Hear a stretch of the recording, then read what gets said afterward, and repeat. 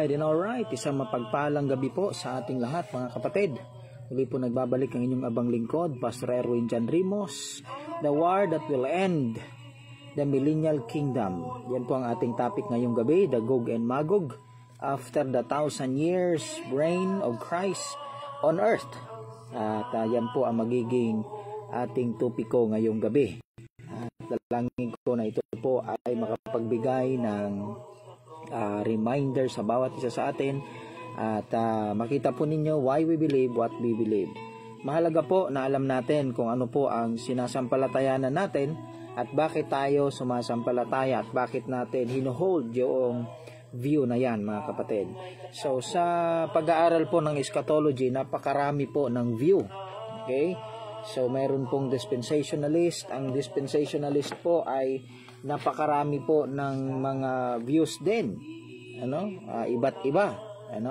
Mayroong premillennialist, postmillennialist, amillennialist. Okay, pag amillennialist, walang millennial kingdom. Postmillennialist, tapos na ang millennial kingdom.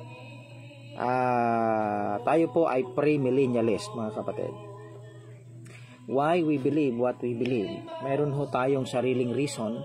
At yun po ang pinakamahalaga sa isang Kristiyano na mismong paninindigan niya ay alam niya. At hindi lang siya basta-basta sabay sa agos. Yung bang alam mo yung pinaniniwalaan mo, talagang ipaglalaban mo. Kaso kung hindi mo naman alam, sabay ka lang sa uso kung sino yung marami, kung sino yung mas accepted ng karamihan, pero hindi mo talaga inaral ng personal. Medyo tagilid po yan mga kapatid kung ganyan ang ating pag-uugali sa ating mga paninindigan. So, magsisimula po tayo sa pag-aaral ngayong gabi. Tayo po ay premillennialist.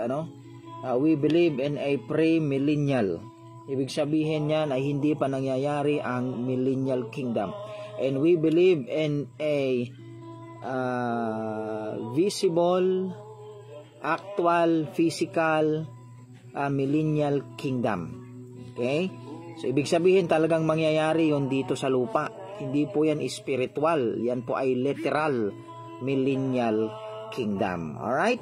So, basahin po natin ang Revelation chapter 20 verse 7 to 10. Sabi po rito, okay, Revelation 20 verse 7 to 10, and when the 1,000 years are expired, may katapusan po itong 1,000 years reign of Christ. Satan shall be loosed out of his prison and shall go out to deceive the nations which are in the four quarters of the earth, Gog and Magog, to gather them together to battle, the number of whom is as the sand of the sea. Nabanggit ho rito yung Gog and Magog mga kapatid. Ang Gog and Magog war ay mangyayari po after the 1,000 years are expired. Kaya kapag itong Gog and Magog ng Revelation 20 verse number 8 na nabanggit po na Gog and Magog war, ay i-apply mo ito sa tribulation period or sa signs of the time. Magkakaproblema ka kasi ito po ay nakalagay sa time frame na pagkatapos ng 1,000 years na mag-expire. Okay? Merong expiry date po ang millennium. Welcome, Ma'am Luz Biminda Jacob. Ayon po yan sa Revelation 20 verse 7. Sabi ng iba, pwede raw 1,000 years, 2,000 years, 3,000 years. Sino yung years? Alam mo ba yung verse na pwede mong gamitin is yung 1,000 years? And in the same phrases, makikita mo yung the 1,000 years are expired. Ibig sabihin, pag sinabing the 1,000, absolute 1,000. At saka yung 1,000 po ay hindi siya plural. Singular, the 1,000 years. Maglalaro po yan sa grammar. So mayroon po talagang 1,000 years na reigning of Christ. Kasi pagkatapos po ng the 1,000 years na yan, palalabasin po si Satanas sa bottomless pit. Yan pong bottomless pit na yan ay ang siyang outer darkness for Satan and his angels. Dapat nakukuha nyo po kung ano ang ibig sabihin ng outer darkness na pinapaniwalaan natin, ano? And they went up on the breadth of the earth and compassed the camp of the saints about the beloved city, and fire came down from heaven and came down from God out of heaven and devoured them. Okay? So ang Gog and Magog war ay product po ng paglabas ni Satanas sa bottomless pit pagkatapos ng 1,000 years millennial kingdom na mayroong expiry date, at idideceive niya ang mga nations. Sino yung mga nations na ito? Ito yung mga nations na ship nations. Yung nakapasok po sa millennial kingdom, yung good fishes, the wheat group, at saka ship nations na binanggit at inaral natin last time. So sila po ay dadami ng dadami. Pagdating ng millennial kingdom, may mamamatay na 100 years old na bata na may apoy ang kanilang kaluluwa. Sila po'y mamamatay habang nakatayo. Matutunaw sila. Huwag kang tatalon-talon lang sa pagkikinig kasi hindi mo talaga hindi mo makukuha. Okay po? So tuloy tayo. Gog and Magog. And they went up on the breadth of the earth and compassed the camp of the saints about in the beloved city, and fire came down from God out of heaven and devoured them. And the devil that deceived them was cast into the lake of fire and brimstone, where the beast and the false prophets are, and shall be tormented day and night forever and ever. If you would look at the verse, sa mga magagaling po dyan sa eschatology, sa verse 10, sinabi po dyan, mismo yung devil na lumabas doon sa bottomless pit na nag-deceive sa nations of the millennial kingdom ay itatapon sa lake of fire kung saan meron ng nauna na occupants. Sila ay ang beast, false prophets, at kasunod dyan si devil. Pagkatapos po nito, Great White Throne Judgment na. Yung mga galing sa impyerno na may apoy at galing sa outer darkness na walang apoy, na bahagi ng impyerno, na mga unfaithful na mga Kristiyanong pasaway at hindi nakasama sa 1,000 years millennial kingdom. Yung mga galing po sa may apoy na hindi nakasulat ang kanilang buhay sa aklat ng buhay, ay hindi nakasulat ang kanilang pangalan sa aklat ng buhay, ay itatapon sa lake of fire. Yung mga nakasulat po na umiiyak sa outer darkness dahil sa palo ng Panginoon sa judgment seat, ay papahiran ng kanilang mga luha. Yung mga faithful na sumama po sa millennial kingdom, kasama na po ng Panginoon sa kanyang likod, that where am I, there ye may be also. So, 7 truths about the Gog and Magog.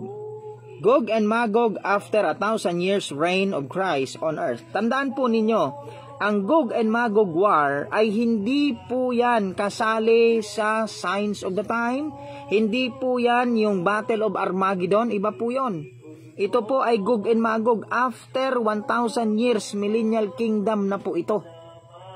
Ayon sa Revelation 20 verse 7. Pag binasa mo yung 1 to 7, nung natapos na yung 1,000 years, pinalabas na po si Satanas. So sana po makatulong ito sa inyo. For those who are studying eschatology, mahalaga po ito.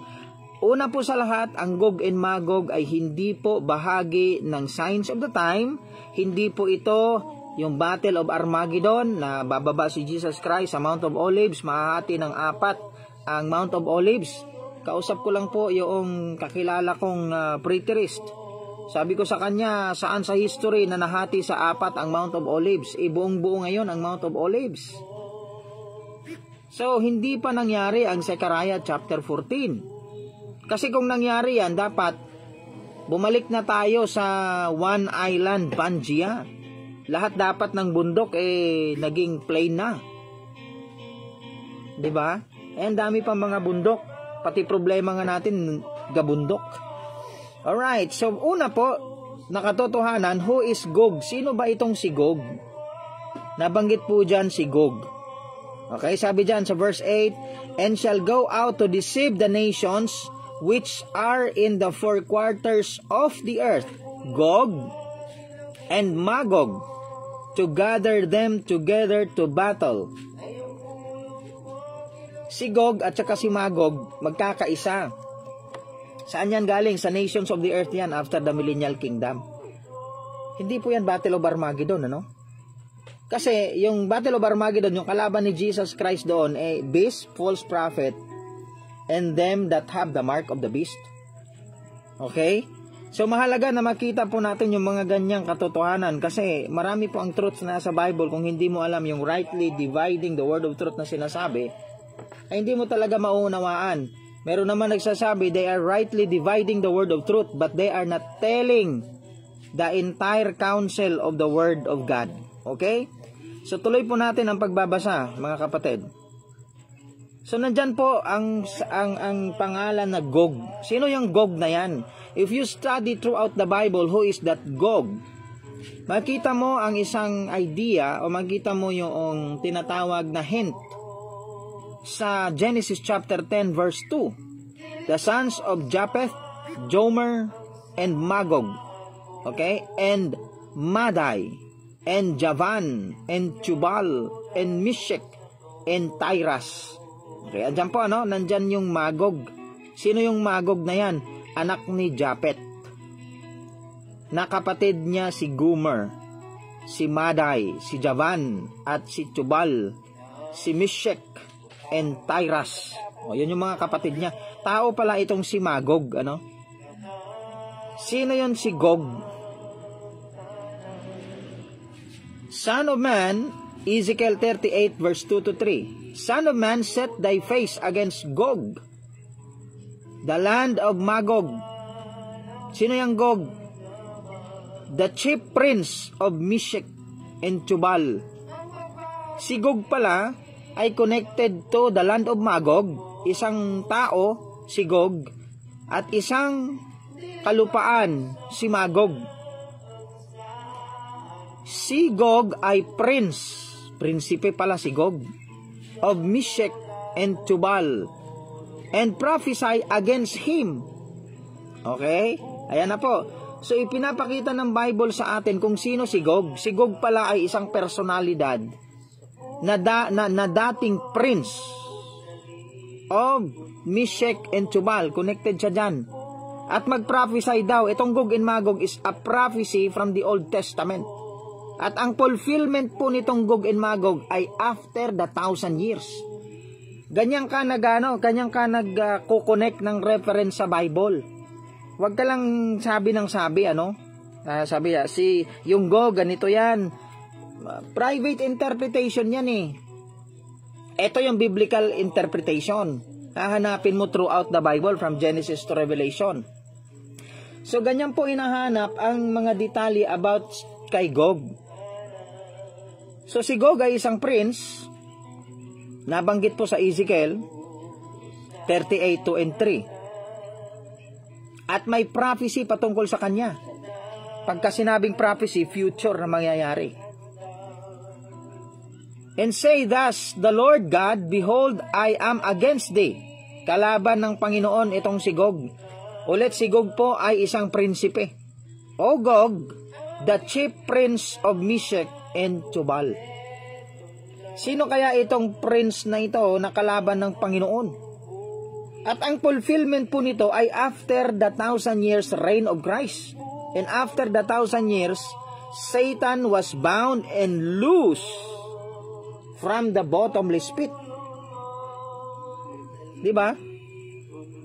So hindi pa ito nangyayari, mga kapatid. Kasi ito po ang mag-i-end sa 1,000 years millennial kingdom. Gog and Magog war. Maraming mga dispensationalists na nagsasabing marunong sa dispensation pero konti lang po ang nakakaalam ng kaibahan ng Battle of Armageddon sa Gog and Magog. Kaya mahalaga na marinig po ninyo ang sasabihin ko ngayong gabi. Revelation 20 verse 7, and when the 1,000 years are expired, Satan shall be loosed out of his prison. Remember that. Pag idinugtong mo yung tatlong verse na yon, cross-reference mo, ang tawag dyan cross-reference, ni-refer mo sa isa't isa, makikita mo yung entire katotohanan about kay Gog. Si Gog ay isang prinsipe na mangunguna sa Magog War, sa Gog and Magog War. Siya po'y mangunguna. Anong gagawin niya? Igagather niya yung madideceive niya out of the nations from the millennial kingdom. Okay? So kaya problema yan kung sasabihin na tapos na yan. Diba? Malaking problema yan. Kaya dapat mahalaga na alam natin yung ating eschatology, mga kapatid. Okay? Where is Magog? Saan ba yung lugar ng Magog? Yung Gog po ay isang prince. From the Old Testament, Genesis 10 verse 2, Ezekiel 38, 2 and 3, then Revelation 27, 8, 9. Yon mga verses, Pangalawa, katotohanan about the Gog and Magog war that will end the millennial kingdom. Where is Magog? Saan ba yung lugar na ito? Yung Battle of Armageddon po, nabababa si Jesus Christ sa Mount of Olives together with the saints. Ang lugar po niyan ay Mount of Olives.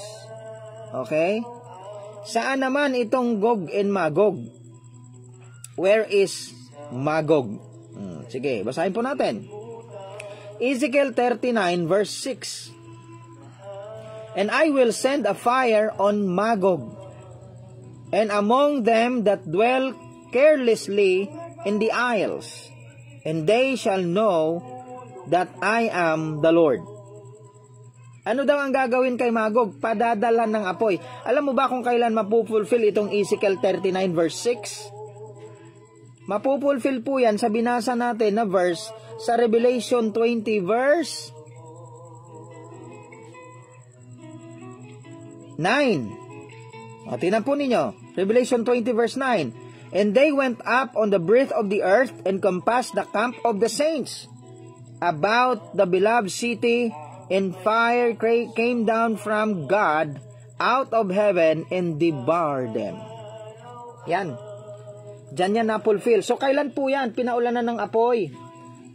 Itong mga ginader ni Satanas after the 1,000 years na mga tao nakakalaban sa Panginoon sa last and final war, Gog and Magog, at pauulanan ng apoy. Kailan po yan nangyari sa history? Meron na po ba sa history na nag-gather lahat ng mga nations na ginader ni Satan na lumabas sa bottomless pit, tapos pinaulanan sila ng apoy, nangamatay silang lahat, at si Satanas ay naitapon sa lake of fire? Yung Satan po ng Revelation 20 verse 7 ay hindi tao, capital letter S po yan. Si Satanas talaga yan. Pag binasa nyo po ang verse 1, yan ay ang devil. And I saw an angel came down from heaven having the key of the bottomless pit and a great chain in his hand, and he laid hold on that dragon, the old serpent, the devil and Satan, and bound him 1,000 years and cast him into the bottomless pit. Malinaw po yan. Kaya yan po yung mga reason kung bakit why I believe what I believe. I know what I'm talking about. I know why I believe what I believe. Ganyan po pag personal na inaaral mo yung mga pinaniniwalaan mo. Pero kung nakikinig ka lang, nangungopya ka lang, hindi mo alam paano ipaglaban at paano i-explain. Okay po? So the Gog and Magog war is after the 1,000 years. Saan yung Magog? Okay, Magog. Okay, Magog is the land of Gog, the second son of Japheth, grandson of Noah. Okay, yan po yung descendant, the northern region, Magog. Yan ang ibig sabihin, northern region of Israel.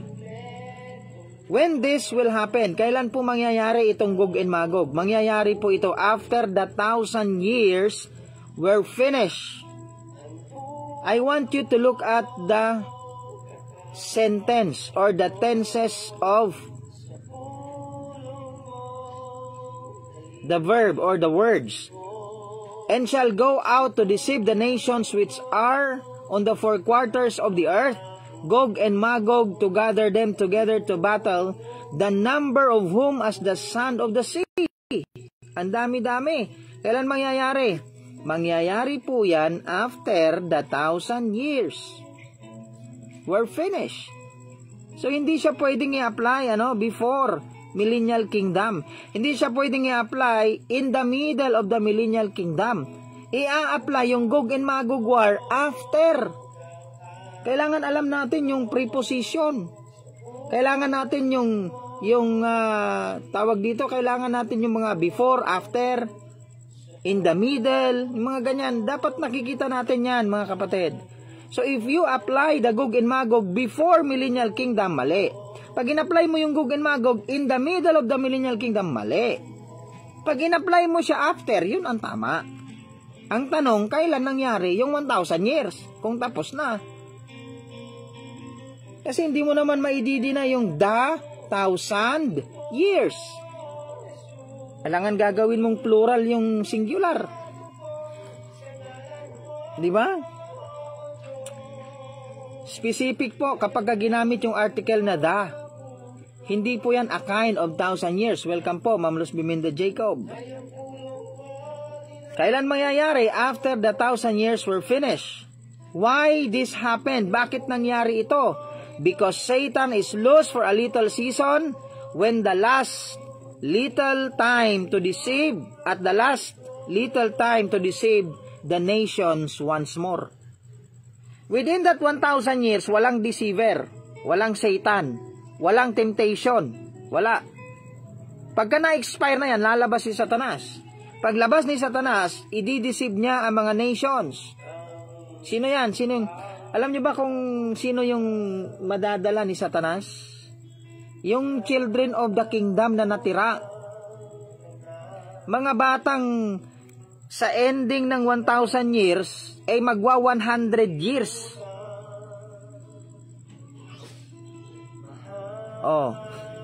Matutulala kayo pag sinabi ko po yan, kasi hindi nyo makikita yan sa sa komentary. Hindi nyo rin makikita yan sa mga books. Why this happened? Kasi pinalabas po si Satanas at i-deceive niya yung nations. Sino yung nations na yon? Sheep nations yon. Mga anak ng sheep nations na kakapapasok pa lang ng 100 years. For a child shall die 100 years old. Sa Millennial Kingdom yan, sa specification ng Millennial Kingdom. Alam mo, si Satanas, kapag binigyan mo ng konting oras, gagamitin yan sa purpose niya. Na na pumatay, na manloko, mang-deceive. Pag binigyan mo lang ng konting oras, ganyan kaloko yung Satanas. Pero tayo na naglilingkod sa Panginoon, pag binigyan mo ng konting oras, sasabihin yan, Pastor, wala kami masyadong oras. Ayaw namin magsamba. Pero gusto mo maghari sa Millennial Kingdom, ayaw mo magsamba, ayaw mo magbigay, ayaw mong kumanta, ayaw mo maglingkod. Wala kang time sa Diyos, pero gusto mo maghari at magkaroon ng reward sa langit. Aba, loko ka kung ganon. Ay, nako. What will happen? Ano ang mayayari? Revelation 20 verse 8 to 9. Satan will go out and deceive the nations to rebel against God to the last and final war, the Gog and Magog. Tinapon ninyo. Lalabas si Satanas, i-deceive niya yung nations. Yung madadala niya na magre-rebelde is yung ika-100 years na mga anak ng sheep nations. And shall go out to deceive the nations which are in the four quarters of the earth, Gog and Magog, to gather them together in battle, the number of whom as the sand of the sea. Welcome po, Trice MJ's vlog is with us tonight. So napakahalaga po ng mga detalyeng ito kapag ka eschatology ang pinag-uusapan. Ulitin ko po, when you apply the Gog and Magog and interpret it before 1,000 years Millennial Kingdom, mali yun. Kapag in-apply mo siya, in-approve mo siya, or in-apply mo siya at ginamit mo, in-interpret mo sa gitna ng Millennial Kingdom, signs of the time, mali yung interpretation na yan. Kasi nasa mismong context ng verse na ang Gog and Magog ay mangyayari pagkatapos ng 1,000 years millennial kingdom. Ano po ang mangyayari? Satan will be loose a little season when the 1,000 years is expired. Then he will went out and deceive the nations which are the four quarters of the earth. Pagkatapos na po ng millennial kingdom yan, yan ang ending, transition niya ng kingdom to the great white throne judgment. Okay po? Then, sabi dyan, and they went up in the breadth of the earth and compassed the camp of the saints. Ayan po, may mga saints na nandun, tapos nandun din sila. Okay? Aalis sila at iikutan nila yung camp of the saints about the beloved city, and fire came down from heaven out of God and devour them. Hindi na po makikipaglaban dyan si Jesus Christ, kundi mismong apoy galing sa langit ang tutupok sa mga rebelde na nilid ni Satanas nung siya po'y pinalabas sa bottomless pit. Mahalaga yan, yung mga truths na yan. Okay? What kind of war? Ano ba yung war na ito? Wala namang kalaban-laban si Satanas dito at sa yung mga kasama niya. Saan galing yung mga kasama ni Satanas? Galing po sa mga nations, na sheep nations na nakapasok sa millennial kingdom na pinagharian ng mga faithful servant together with the beheaded witnesses. 1,000 years reign with Christ on earth. Yung mga anak nila, the last batch of the children of the kingdom spoken in Matthew chapter 8 verse 12. Yun ang magre-rebelde. Okay? At kakasama po kay Satanas. At buhay silang susunugin ng apoy. Verse 9, and they went up on the breadth of the earth and compassed the camp of the saints about the beloved city, and fire came down from God out of heaven to devour them. Welcome po, Ma'am Merly Beatriz from Angeles City, Pampanga, Kakutod Extension. So, anong klaseng laban yan? Talunan na laban. Losing war, devoured by fire to eternal death. Yan po ang mangyayari sa mga rebelde dyan. Susunugin sila, buhay, Si Satanas, itatapon sa lake of fire, forever and ever na po siyang ilalagay doon. Number 7, woe unto Satan. Yan ang laban na yan. Yan ang last woe unto Satan. Huling curse for Satan. Tinapon nyo, verse 10. Revelation 20. The devil that deceived them was cast into the lake of fire and brimstone. Mayroon na pong occupants yung lake of fire sa time na ito. Hindi pa po nagsisecond resurrection. Mga magaling sa hermeneutics, tingnan nyo itong Revelation 20 verse 10. Alam mo ba na ang unang occupants ng lake of fire ay ang false prophets and the beast? And them that have the mark of the beast, na kalaban ni Jesus Christ doon sa Battle of Armageddon sa second coming revelation of the Lord Jesus Christ, the coming with the saints. Sila yung pinakaunang occupants. Tingnan nyo, basahin ko po. Where the beast and the false prophets are, and shall be tormented day and night forever and ever. So, alam mo ba na si Satanas ay second occupants na lang? Kasi yung kanyang mga alipores na sumama sa kanya doon sa Battle of Armageddon, na mahahati po sa 4 na bahagi ang Mount of Olives after the Great Tribulation period. Si Satanas, pagka dumating na yung time na yun, ikukulong sa bottomless pit. Pagkatapos po ng pagkulong sa kanya sa bottomless pit, lalabas siya after 1,000 years. Gog and Magog na naman yung mangyayari. After the Gog and Magog, pastor, magkakaroon po ng Great White Throne Judgment ayon sa Revelation 20 verse 11 to 15. Okay? So, ano po mangyayari kay Satan? Satan's power will be taken and he will be cast into the lake of fire. Look at Isaiah 14 verse 9 to 10. Hell from beneath is moved for thee to meet thee at thy coming. It stirred up the dead for thee, even the chief ones of the earth. It hath raised up from their thrones all kings of the nations.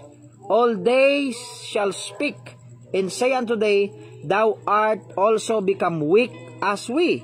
Thou art become like unto us. Tinanggalan na po siya ng kapangyarihan. Sabi nung mga kabaro niya na mas mababa sa kanya, naging katulad ka namin, naging weak ka na rin, wala ka na rin kapangyarihan. At naging kagaya ka na lang namin, yung mga nauna na doon. Saan yan? Sa impyerno. Saang impyerno yan? Sa lake of fire.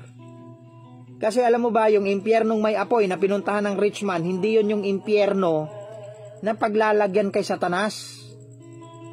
Ha? Yung impyerno paglalagyan kay Satanas ay ang lake of fire, hindi po yung impyerno na nasa heart of the earth. O paano pagsasabihin ko yan? Wala bang mag-aalboruto dyan?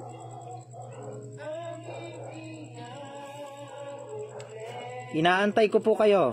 Psalm 82 verse 7. But ye shall die like men, and fall like one of the princes. O, tingnan nyo po ano.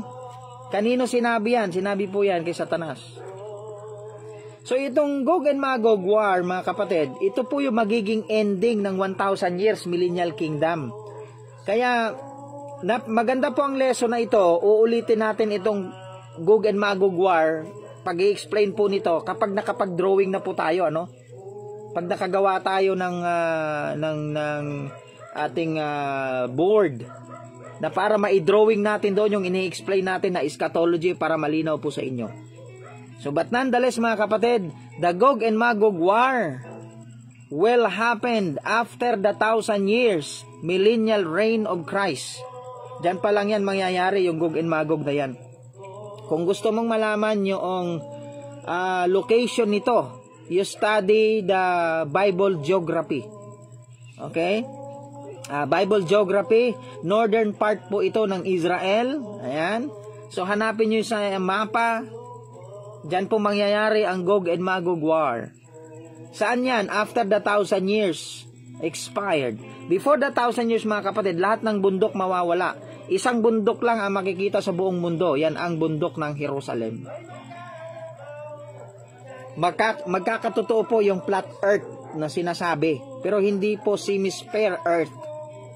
Pag sinabing flat earth, magiging plain lahat ng kalupaan. Yan ang biblical flat earth. So sana po nakatulong sa inyo. Marami kayong natutunan at nabulaga kayo sa mga narinig po ninyong mga views, mga kapatid, about the Word of God, about eschatology. Dahil hindi ho tayo kagaya ng iba, no, na nangungopia lang ng mga views sa iba rin na mga theologian. At kapag na-memorize na nila, akala nila magaling na. So tayo po hindi. We have our view, we studied it personally, and we know what we're talking about and why we believe what we believe. So ganun lang ho. Kasimple, mga kapatid. If you agree, then good. If you disagree, then prove your point. Prove your view. Ganun lang ho tayo rito. Salamat po. Manalangin na tayo. Amang banal, dakilang Diyos, thank you very much sa oras na ito. Pagpalain niyo po ang bawat isa. I-bless sa aming Panginoon na pag-aaral at lalo na bukas to prepare our hearts to praise your name sa amin pong pagsamba. Salamat, Panginoon, sa oras na ito. Pagpalain niyo ang lahat. In Jesus' name, amen and amen. I hope, mga kapatid, na next time, mai-drawing natin yung eschatology para maging fresh po sa inyong mga mind. Salamat po. God bless.